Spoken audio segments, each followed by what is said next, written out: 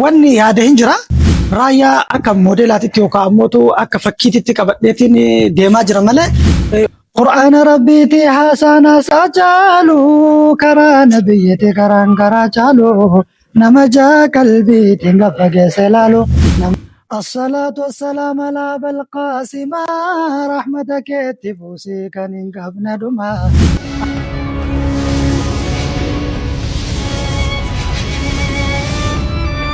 وعليكم ورحمة الله وبركاته.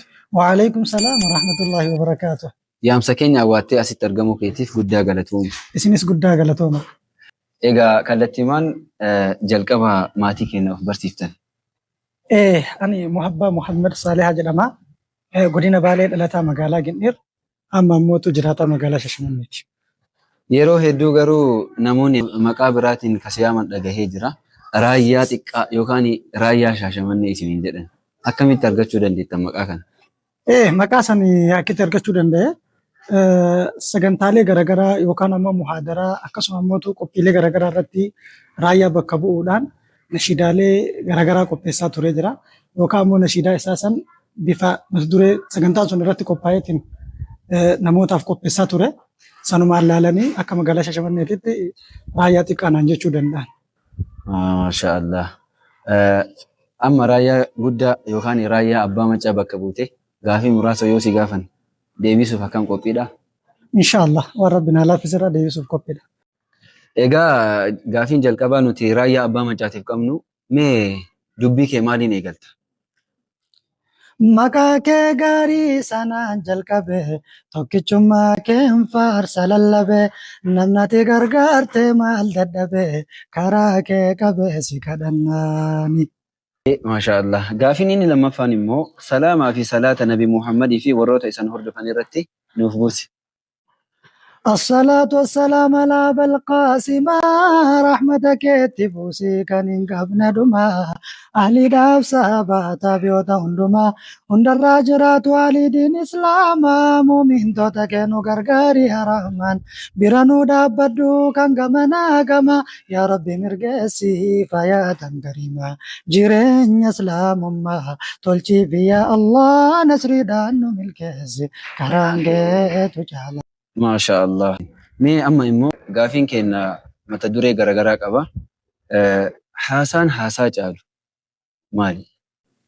قرآن ربيتي حسنا سجالو كرا نبيتي كران كرا جالو نمجا قلبي تنغفق سلالو نمني كان بري قردمو واللالو وانكل كمف بيكا يو قرآن لالو كليفا دجدي الدنيا دالو كان جد إلهي دا كان خلق مالو كان ربي حجالو الرب ريفتو لا نسري دانو ملكسي كران كيتو جالا.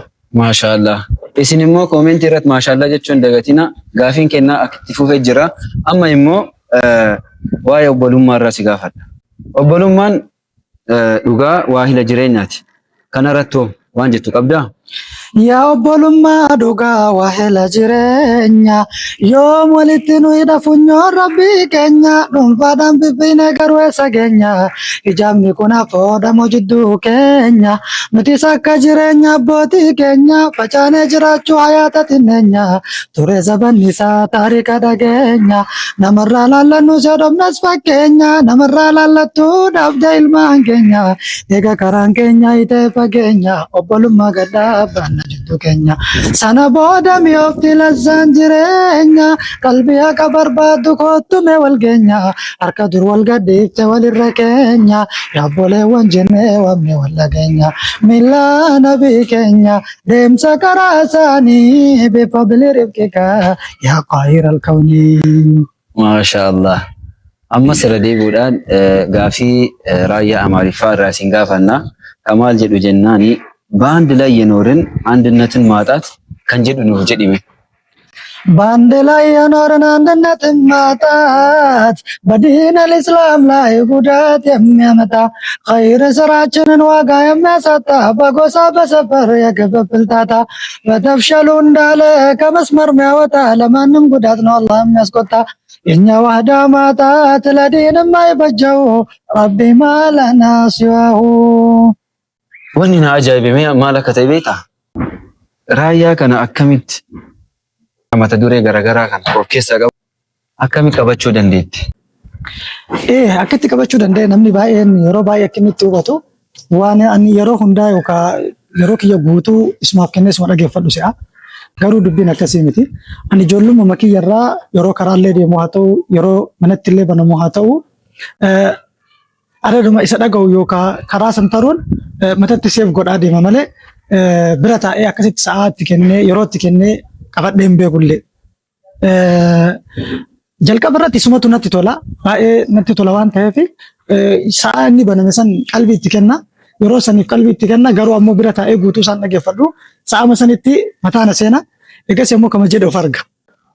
Kama jedhee qabadhe of arga malee akkasitti sa'aati guutuu isaan kennu waan yeroo ijoollummaatiin qabatan jechuu barbaadeeti.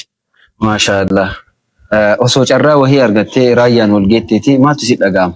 Maal jechuun barbaadde isaan? Osoo raayyaan wal argee carraa isaan wal argu argadhee baay'ee natti tola. Haga ammaallee isa argachuu yaalaa tureen arganne yeroo baay'ee viidiyoo kiyya tokko tokko illee kan isaan hojjedhe irratti sheerfaa godhaa ture. Isa bira hin geenne ta'ee maal akka ta'e hin beeku. Osoo isa argadheeti gammachuu guddaadha. Adeemsuma inni ittiin deemaa dhufe kan akkamitti akka deeme bakka kana gahee akkamitti akka inni bakka kana gahe anammoo karaa isaa kanaan akkamitti akka deemuu qabu silaa waliin dubbachuu barbaada.